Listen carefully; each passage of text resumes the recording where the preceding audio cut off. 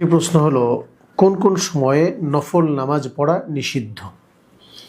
দৈনিক 3টি সময় রয়েছে যে সময়টাতে নফল নামাজ পড়া নিষিদ্ধ। সেটি হলো সূর্য উদয়ের সময়। সূর্য যখন উদয়টা শুরু হলো তখন থেকে 15 থেকে 20 মিনিট। ফোকায়ে কেরাম কেউ 13 মিনিট বলেন, কেউ 15 মিনিট বলেন, কেউ 17 মিনিট বলেন, কেউ 20 মিনিট বলেন। 20 মিনিটের উপরে আর কেউ বলেন না। অতএব 13 কেউ বলেন, কিন্তু 15টা একেবারে নিশ্চিত। সূর্য ঠিক দ্বীপ প্রহর, যখন সূর্যটা ঠিক মাথার উপরে থাকে, জোহরের ওয়াক্ত হওয়ার 2-3 মিনিট আগের যে সামান্য মুহূর্তটা একেবারে ঠিক মাথা বরাবর উপরে থাকে, 2-3 মিনিট পরে আবার সূর্যটা মাথা থেকে একটু সরে যায়।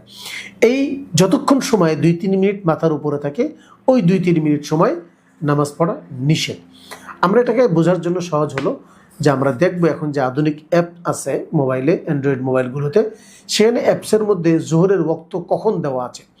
যখন দেওয়া আছে তার থেকে 2 থেকে 3 মিনিট আগের সময়টাকে আমরা নিষিদ্ধ সময় হিসাবে ধরে নিব এবং সেই সময় আমরা কোনো নফল নামাজ পড়ব না।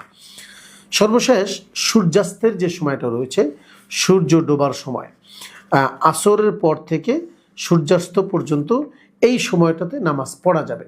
সূর্য ডোবা যখন শুরু হলো তখন থেকে সামান্য কিছু সময়, 12 থেকে 13 মিনিট সময়, এই মাঝখানের সময়টাতে নামাজ পড়া নিষেধ।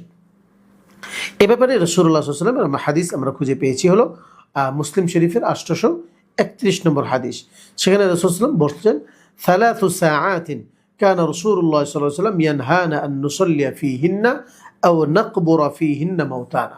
3টি সময় এমন রয়েছে যে সময়ে রাসূলুল্লাহ সাল্লাল্লাহু আলাইহি ওয়াসাল্লাম আমাদেরকে নামাজ পড়তে নিষেধ করেছেন, এমনকি জানাজার নামাজও পড়তে নিষেধ করে দিয়েছেন।